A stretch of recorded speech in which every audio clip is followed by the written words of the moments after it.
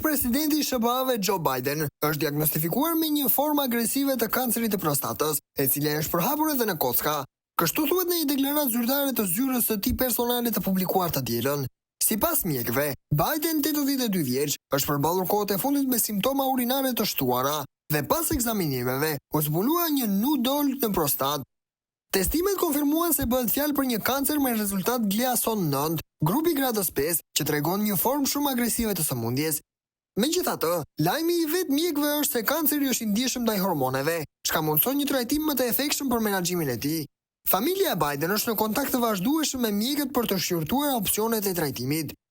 Aktualisht, Biden ndodhet në shtëpinë e tij në Wilmington, Delaware, ndërsa ende nuk është bërë e ditur se në cilin institucion po trajtohet konkretisht. Kujtojmë se në muajin shkurt 2024, gjatë një kontrolli rutinë në qendrën ushtarake Walter Reed, mjekët nuk konstatuan shqetësime të reja shëndetësore, duke cilësuar ata si të aftë për detyrë.